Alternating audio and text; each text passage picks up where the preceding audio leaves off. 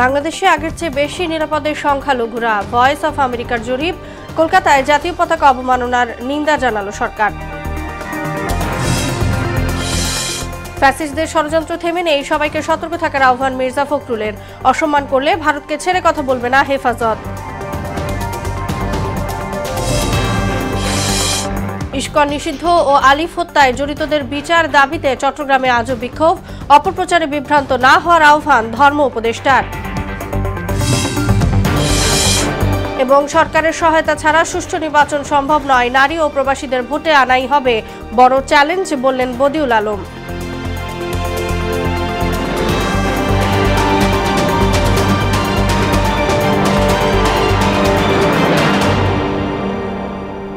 আসসালামু আলাইকুম, সবাইকে মোহনা সংবাদে স্বাগত। শুনছিলেন শিরোনাম, সঙ্গে আছি তাসনুভা বিনতে তাহের। বাংলাদেশে ধর্মীয় ও জাতিগত সংখ্যালঘু জনগোষ্ঠীকে আগের চেয়ে কোনো সরকারের চেয়ে বেশি নিরাপত্তা দিতে পারছে অন্তর্বর্তী সরকার। শুক্রবার প্রকাশিত এক প্রতিবেদনে এমন তথ্য জানিয়েছে ভয়েস অফ আমেরিকা বাংলা। গত অক্টোবর মাসের শেষের দিকে পরিচালিত এক জরিপে দেখা যায় 64.1% উত্তরদাতা মনে করছেন সংখ্যালঘুরা এখন বেশি নিরাপদে আছেন। বিস্তারিত জানাচ্ছেন কাজী শাহরিন। ছাত্র জনতার গণ অভ্যুত্থানের পর 5ই আগস্ট ভারতে পালিয়ে যায় স্বৈরাচারী শেখ হাসিনা। একই সাথে অবসান ঘটে 15 বছরের ফ্যাসিবাদী শাসনের। এ সময় বাংলাদেশের সংখ্যালঘু সম্প্রদায়ের ওপর বিচ্ছিন্ন হামলার ঘটনাও ঘটে। প্রশ্ন ওঠে সংখ্যালঘুদের নিরাপত্তা নিয়ে। অবশেষে ইসকনের সাবেক নেতা চিন্ময় দাসের গ্রেফতার ও চট্টগ্রাম আদালত প্রাঙ্গণে আন্দোলনকারীদের হামলায় আইনজীবী সাইফুল ইসলাম আলিফ নিহত হওয়ার পর দেশে সাম্প্রদায়িক সহিংসতা ছড়িয়ে পড়ার আশঙ্কা তৈরি হয়। যদিও বাস্তবে তা ঘটেনি, এমন বাস্তবতায় নিরাপত্তা ইস্যুতে অক্টোবরে জরিপ চালায় ভয়েস অফ আমেরিকা বাংলা। জরিপে দেখা যায় অন্তর্বর্তী সরকার দেশের ধর্মীয় এবং জাতিগত সংখ্যালঘু জনগোষ্ঠীকে বিগত আওয়ামী লীগ সরকারের চেয়ে বেশি নিরাপত্তা দিতে পারছে বলে মনে করছেন বাংলাদেশের 64% মানুষ। মাত্র 15.3% উত্তরদাতা মনে করেন বর্তমান সরকার সংখ্যালঘুদের জন্য আগের চেয়ে খারাপ নিরাপত্তা দিচ্ছে। 17.9% উত্তরদাতা মনে করেন পরিস্থিতি আগের মতোই রয়েছে। কাজী শাহরিন, মোহনা সংবাদ। কলকাতায় বাংলাদেশের ডেপুটি হাই কমিশনের সামনে সহিংস বিক্ষোভে বাংলাদেশের জাতীয় পতাকা ও প্রধান উপদেষ্টার কুশপুত্তলিকা পুরানোর ঘটনায় নিন্দা জানিয়েছে বাংলাদেশ। শুক্রবার পররাষ্ট্র মন্ত্রণালয় এক বিবৃতিতে এ নিন্দা জানানো হয়। বলা হয়েছে, বাংলাদেশ সরকার জাতীয় পতাকা অবমাননা এবং প্রধান উপদেষ্টার কুশপুত্তলিকা পোড়ানোর জঘন্য কাজের তীব্র নিন্দা জানাচ্ছে। আগামী দিনে এ ধরনের ঘটনা যাতে না ঘটে সেজন্য প্রয়োজনীয় ব্যবস্থা গ্রহণের জন্য বিবৃতিতে ভারত সরকারের প্রতি আহ্বান জানায় বাংলাদেশ সরকার। সীমান্তের ওপারে বসে ফ্যাসিস্টরা প্রতিনিয়ত চক্রান্ত চালিয়ে যাচ্ছে বলে অভিযোগ করেছেন বিএনপি মহাসচিব মির্জা ফখরুল ইসলাম আলমগীর। সেই সঙ্গে সংখ্যালঘু ইস্যুকে কেন্দ্র করে কেউ যাতে জুলাই বিপ্লবের অর্জন কেড়ে নিতে না পারে সেই বিষয়েও সবাইকে সতর্ক থাকার আহ্বান জানান তিনি। আরও জানাচ্ছেন তানজিদ ভূঁইয়া। রাজধানীর খামারবাড়িতে কৃষিবিদ মিলনায়তনে ঢাকাস্থ ঠাকুরগাঁও ছাত্র পরিষদের এক অনুষ্ঠানে অংশ নেন বিএনপি মহাসচিব। এ সময় জেলায় বিভিন্ন উন্নয়নমূলক কর্মকাণ্ডের দাবি তুলে ধরেন বক্তারা। আপনারা আপনাদের চোখ দিয়ে একটা নতুন সুন্দর আধুনিক শিক্ষিত ঠাকুরগাঁকে দেখুন। দেশে গণ অভ্যুত্থান হলেও দোসররা বিভিন্নভাবে বিশৃঙ্খলা সৃষ্টির চেষ্টা করছে উল্লেখ করে মির্জা ফখরুল অভিযোগ করেন, সীমান্তের ওপারে বসে ফ্যাসিস্টরা চক্রান্ত অব্যাহত রেখেছে। সীমান্তের ওপারে বসে আছে, ওখান থেকে নতুন নতুন চক্রান্ত ষড়যন্ত্র করা হচ্ছে। বাংলাদেশে নাকি এখানে সমস্ত সংখ্যালঘু ভাইদেরকে নির্যাতন করা হচ্ছে। ভারতের পত্র পত্রিকাগুলো থেকে আমাদের সোশ্যাল মিডিয়াতে এমনভাবে রাখা হচ্ছে যেন বাংলাদেশে এখন এই ধরনের সমস্ত নিকৃষ্ট ঘটনা ঘটে। এই জন্য খুব সজাগ থাকতে হবে, সতর্ক থাকতে হবে।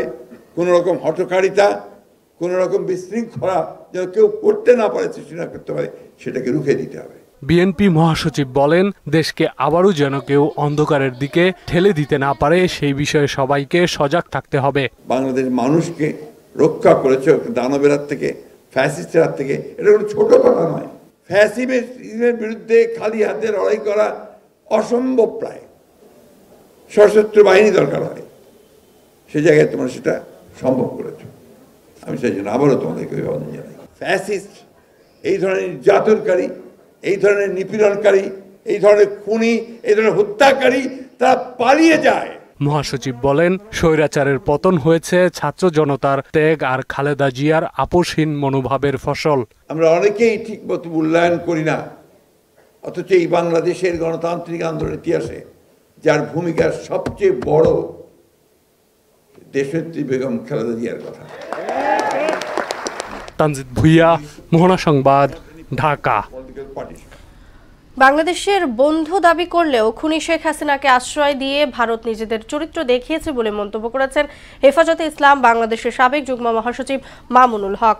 শুক্রবার বাদ জুমা বায়তুল মোকাররম মসজিদের উত্তর গেটে ইস্কন নিষিদ্ধের দাবি এবং আইনজীবী সাইফুল ইসলাম আলিফের হত্যার প্রতিবাদে বিক্ষোভ সমাবেশে তিনি এসব কথা বলেন। মামুনুল হক বলেন, ভারত এবং আওয়ামী লীগের যৌথ প্রযোজনায় এই ইস্কন তৈরি হয়েছে। অসম্মান করলে ভারতকে ছেড়ে কথা বলবে না হেফাজতে ইসলাম। ভারত থেকে প্রেসক্রিপশন নিয়ে এসে চিন্ময় উস্কানি দিয়েছেন বলেও অভিযোগ করেন তিনি। আইন শৃঙ্খলা রক্ষাকারী বাহিনীকে আমরা বলতে চাই, চিন্ময় কৃষ্ণদাস তার তৎপরতার দ্বারা কথা দিবালোকের ন্যায় পরিষ্কার, সে ভিনদেশী গুপ্তচর হিসেবে ভূমিকা পালন করছিল। বারবার সে তার সেই প্রভুর দেশে গিয়ে সেখান থেকে নির্দেশনা নিয়ে এসে বাংলাদেশের অভ্যন্তরে নৈরাজ্য সৃষ্টি করবার পায়তারা চালিয়েছে। আইনজীবী সাইফুল ইসলাম আলিফের হত্যাকাণ্ডের প্রতিবাদে আজও উত্তাল চট্টগ্রাম। হত্যায় জড়িতদের বিচার দাবিতে জুমার নামাজের পর বিক্ষোভ সমাবেশ করেছে চট্টগ্রাম মহানগর হেফাজতে ইসলাম। এদিকে সকালে আইনজীবী আলিফের কবর জিয়ারত করেন ধর্ম উপদেষ্টা আফম খালিদ হোসেন। এ সময় তিনি সম্প্রীতি বজায় রাখতে সবাইকে গুজব থেকে দূরে থাকার আহ্বান জানান। বিস্তারিত জানাচ্ছেন আফরিন পপি। আইনজীবী সাইফুল ইসলাম আলিফের হত্যাকাণ্ডের প্রতিবাদে জুমার নামাজের পর বিক্ষোভ সমাবেশ করেছে চট্টগ্রাম মহানগর হেফাজতে ইসলাম। মিছিলটি নগরীর জামিয়াতুল ফালা মসজিদ থেকে বের হয়ে শহরের বিভিন্ন সড়ক প্রদক্ষিণ করে। এ সময় ইসকনকে নিষিদ্ধের দাবি জানান হেফাজত নেতারা। একই সঙ্গে সাম্প্রদায়িক উস্কানির ফাঁদে পা না দিয়ে দেশবাসীকে সতর্ক থাকার আহ্বানও জানান তারা। এদিকে শুক্রবার সকালে চট্টগ্রামের লোহাগড়ার চুন্তি মিয়াপাড়া গ্রামে আইনজীবী আলিফের কবর জিয়ারত করেন ধর্ম উপদেষ্টা আফম খালিদ হোসেন। এ সময় তিনি সম্প্রীতি বজায় রেখে সবাইকে গুজব থেকে দূরে থাকতে আহ্বান জানান।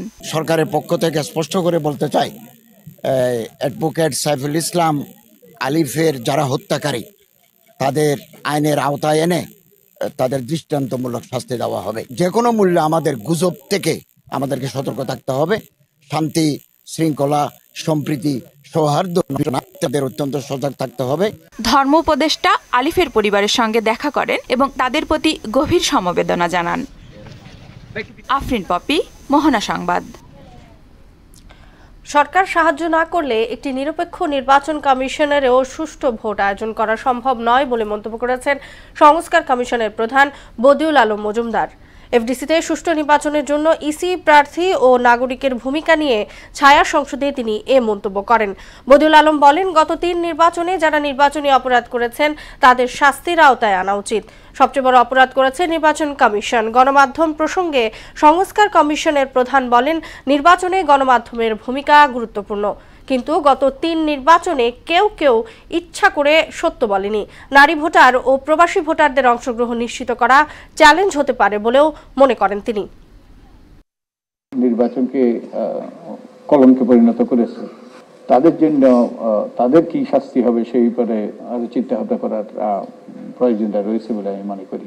নির্বাচন একটা প্রক্রিয়া, এই প্রক্রিয়াটা সুষ্ঠু হতে হবে, এই প্রক্রিয়াটা সঠিক হতে হবে, এই প্রক্রিয়াটা নিরপেক্ষ হতে হবে। পলিথিন ব্যাগের ব্যবহার অনেকটা কমে এসেছে। উৎপাদনের পর্যায়ে অভিযান অব্যাহত থাকবে বলে জানিয়েছেন বন ও পরিবেশ অধিদপ্তরের অতিরিক্ত সচিব তপন কুমার। সকালে নিউ মার্কেট বাজারে পলিথিন ব্যাগ নিষিদ্ধকরণের বিষয়ে সচেতনতামূলক অভিযানে এসব কথা বলেন তিনি। পলিথিনের বিকল্প ব্যাগের তৈরিতে কাজ চলছে বলেও জানান তপন কুমার। আরও জানাচ্ছেন হুমায়ুন কবির। প্লাস্টিক দূষণ রোধ করে বর্তমান ও আগামী প্রজন্মের জন্য টেকসই পরিবেশ গড়ে স্লোগান নিয়ে 1 নভেম্বর থেকে পলিথিন নিষিদ্ধকরণে অভিযান শুরু করে বন ও পরিবেশ অধিদপ্তর। পাশাপাশি পাটের তৈরি ব্যাগ ব্যবহারে সবাইকে উদ্বুদ্ধ করা হয়। পলিথিন ব্যবহার বন্ধে রাজধানী নিউ মার্কেট কাঁচা বাজারে সচেতনতামূলক কার্যক্রম পরিচালনা করেন পরিবেশ, বন ও জলবায়ু মন্ত্রণালয়ের অতিরিক্ত সচিব তপন কুমার বিশ্বাস।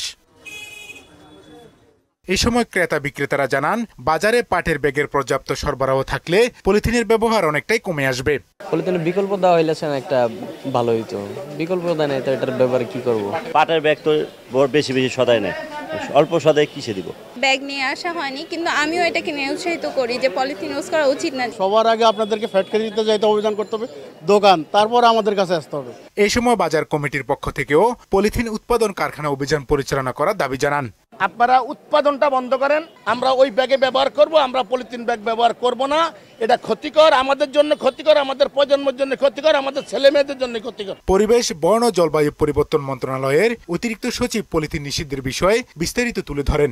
সব মিলিয়ে 166টি মোবাইল কোর্ট পরিচালনা হয়েছে এবং সেখানে আইনানুগ ব্যবস্থা গ্রহণ করা হয়েছে 349টি প্রতিষ্ঠানের বিরুদ্ধে এবং জরিমানার টাকা প্রায় 19,29,900 টাকা জরিমানা করা হয়েছে এবং পলিথিনের ব্যাগ যেটিকে জব্দ করা হয়েছে তার পরিমাণও 40,608 কেজি। পলিথিনের ব্যবহার আগের চেয়ে অনেক কমে আসছে বলেও দাবি করেন তপন কুমার বিশ্বাস। আপনারাই দেখেছেন, এটা আমার ব্যক্তিগত কথা নয়, যে পলিথিন শপিং ব্যাগের ব্যবহার অনেকটা কমে এসেছে। হুমায়ুন কবির, মোহনা সংবাদ, ঢাকা। পেঁয়াজ ও চালের বাজার নামতে শুরু করলেও নিয়ন্ত্রণে আসছে না আলুর দাম। পাইকারিতে 55 থেকে 70 আর খুচরা পর্যায়ে আলু বিক্রি হচ্ছে 75 টাকার উপরে। এছাড়াও খুচরা বাজারে সংকট তৈরি হচ্ছে বোতলজাত সয়াবিন তেলের। উৎপাদন এবং আমদানি স্বাভাবিক থাকলে চালের দাম কেজিতে 2 থেকে 3 টাকা কমতে পারে বলে জানান ব্যবসায়ীরা। এবার আসাদের প্রতিবেদন। বেশ কয়েকদিন ধরেই ঊর্ধ্বমুখী আলুর বাজার সহসায় নিয়ন্ত্রণে আসবে এমন লক্ষণও নেই। পাইকারি বাজারে দেশি আলু 68 থেকে 70 আর ভারতীয় আলু 55 থেকে 60 টাকায় বিক্রি হচ্ছে প্রতি কেজিতে। আর দেশি পেঁয়াজ 100 থেকে 110 টাকা, আমদানি করা পেঁয়াজ 65 থেকে 85 টাকায় বিক্রি হচ্ছে। ইন্ডিয়ান পেঁয়াজ আপনার 80-85, মিশর 70-75, চায়না 65, আর বাংলাদেশের পেঁয়াজ 100 টাকা। 2 দিন আগে বলছে যে ভারত পেঁয়াজ দিবে না, তার বাদে একটু হইয়াল্লা করে শ্যামবাজারে মনে করেন কেজিতে 15-20 টাকা বাইরে গেছে। আর এটারে বাড়তিও বলা যায় না, ওই মালের রেটটাও বেশি ছিল, তার বাদেও ভয়ে রেট কমে গেছে। ব্যবসায়ীদের আশা, আমদানি ও দেশি চালের সরবরাহ স্বাভাবিক থাকলে আগামী সপ্তাহে কেজিতে 2-3 টাকা কমবে চালের পাইকারি বাজার। এলসি আসা বাজারে কিন্তু আপনার মনে করেন যে প্রভাবটা যেটা পড়ার কথা সেটা কিন্তু আমরা পাচ্ছি না। কেন জানেন, আপনার নতুন ধানের তো আমরা এমনি কম পাচ্ছি, তো সেক্ষেত্রে এলসি আমাদের তো দরকার না, আমাদের দরকার ইন্ডিয়ান মিনিকেট যেটা ভালো মানে এটা 70 টাকা বিক্রি করতেছি হোলসেল, আর একটু নর্মালটা মনে করেন হয়তো 65 থেকে আপনার 66 এরকম এটা আপনার। আর হইলো আপনার এই নাজিশাল যেটা বেস্ট কোয়ালিটি যেটা, এটা আপনার মনে করেন 75 থেকে মনে করেন আরো একটু বেশিও আছে। মোটা চালের বেশি কাছে ছিল, তো এটা ইন্ডিয়ার থেকে আসতেছে, আমাদের দেশেও এটা মনে করেন ফলন হয়ে গেছে, এটারই বেশি সমস্যা ছিল। আর নাজিশাল এগুলো তো আমাদের দেশে আলহামদুলিল্লাহ আছে, মিনিকেট আছে। চালের খুচরা বাজারে দামের তারতম্য কেজিতে 2 থেকে 5 টাকা পর্যন্ত। এখানে আলুর দাম অন্তত 75 টাকা।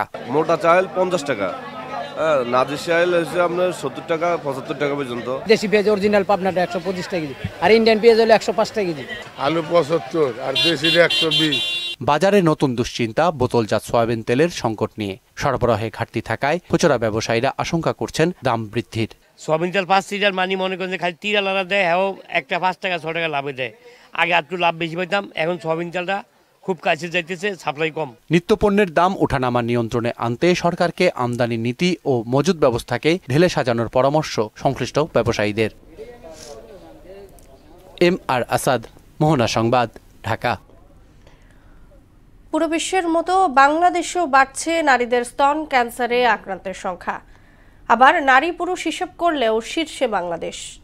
প্রতি বছর প্রায় 13,000 মানুষ এ রোগে আক্রান্ত হচ্ছে। আর প্রতি বছর ক্যান্সারের চিকিৎসায় খরচ হচ্ছে $5 মিলিয়ন বা প্রায় 60 কোটি টাকা। জাতীয় প্রেস ক্লাবে এক আলোচনায় উঠে আসে এসব তথ্য। বক্তারা এ সময় দেশেই পরিপূর্ণ ক্যান্সার চিকিৎসার ব্যবস্থার দাবি জানান। আরও জানাচ্ছেন উষা ফেরদৌস। স্তনের কিছু কোষ অস্বাভাবিকভাবে বেড়ে গেলে ওই অনিয়মিত ও অতিরিক্ত কোষগুলো বিভাজনের মাধ্যমে টিউমার বা পিণ্ডে পরিণত হয়। সেটি রক্তনালী, লসিকা ও অন্যান্য মাধ্যমে শরীরের বিভিন্ন জায়গায় ছড়িয়ে পড়ে। এই ছড়িয়ে যাওয়ার প্রবণতাই ক্যান্সার। দেশে প্রতি বছর এ রোগে আক্রান্ত হচ্ছেন 12,764 জন, আর মৃতের সংখ্যা 6,844 জন। এদের মধ্যে শতকরা 98% বেশি নারী, তবে খুব অল্প সংখ্যক পুরুষও আক্রান্ত হয়। জাতীয় প্রেস ক্লাবে বাংলাদেশ স্তন ক্যান্সার সচেতনতা ফোরাম আয়োজিত আলোচনায় অংশ নেন স্বাস্থ্য সংস্কার কমিশনের সদস্য অধ্যাপক ডাক্তার সৈয়দ আকরাম হোসেন। জানান, দেশে ক্যান্সার চিকিৎসার অবস্থা দুর্বিষহ। সরকারি হাসপাতালগুলো কার্যকরভাবে এ রোগের চিকিৎসায় কাজ করছে না। কোনো সরকারি হাসপাতালে রেডিওথেরাপির চিকিৎসা কার্যকরভাবে কাজ করছে না। এটা অত্যন্ত দুঃখজনক। দুই একটা জায়গাতে কাজ করে, ম্যাক্সিমাম জায়গাতেই কাজ করছে না, এবং রোগীদেরকে মানে একেবারে বেশিরভাগ ক্ষেত্রেই আমাদেরকে এই পেশেন্টগুলোকে নির্ভর করতে হবে বেসরকারি প্রতিষ্ঠানের উপরে। এটা কিন্তু কোনোভাবেই গ্রহণযোগ্য না।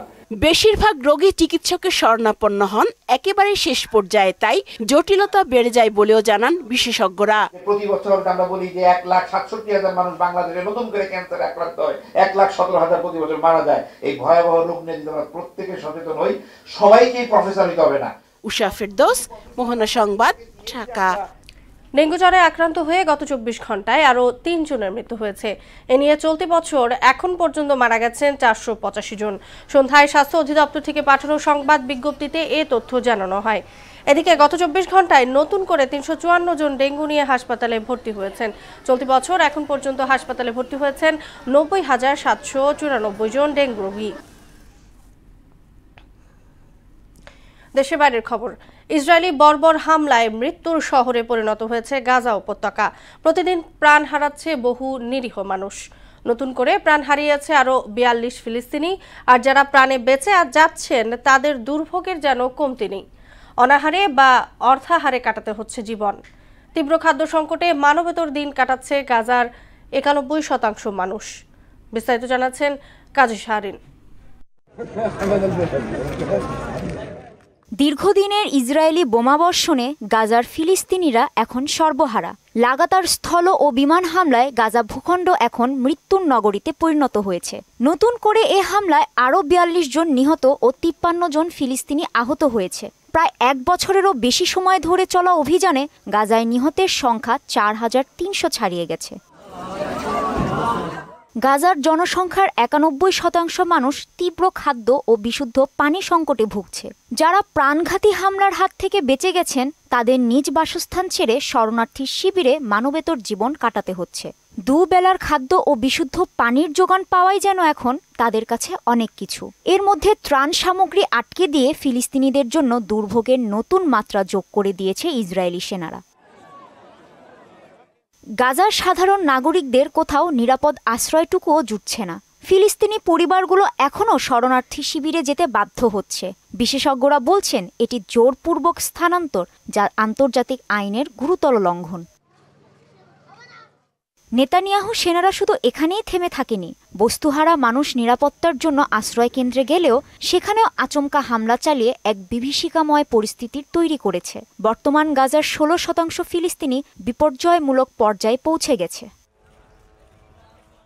সাম্প্রতিক এসব হামলা নিয়ে ইসরায়েলি বাহিনী কোনো তথ্য দেয়নি। তাদের দাবি তারা হামাসকে লক্ষ্য করে হামলা চালায় এবং সামরিকদের হতাহতের ঘটনা এড়ানোর চেষ্টা করে।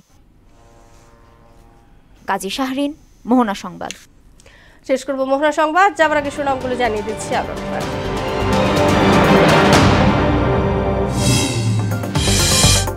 বাংলাদেশে আগের চেয়ে বেশি নিরাপদের সংখ্যালঘুরা। ভয়েস অফ আমেরিকার জরিপ। কলকাতায় জাতীয় পতাকা অবমাননার নিন্দা জানালো সরকার। ফ্যাসিস্টদের ষড়যন্ত্র থেমে নেই, সবাইকে সতর্ক থাকার আহ্বান মির্জা ফখরুলের। অসম্মান করলে ভারতকে ছেড়ে কথা বলবে না হেফাজত। ইস্কন নিষিদ্ধ ও আলিফ হত্যায় জড়িতদের বিচার দাবিতে চট্টগ্রামে আজও বিক্ষোভ। অপপ্রচারে বিভ্রান্ত না হওয়ার আহ্বান ধর্ম উপদেষ্টার। এবং সরকারের সহায়তা ছাড়া সুষ্ঠু নির্বাচন সম্ভব নয়, নারী ও প্রবাসীদের ভোটে আনাই হবে বড় চ্যালেঞ্জ বললেন বদিউল আলম।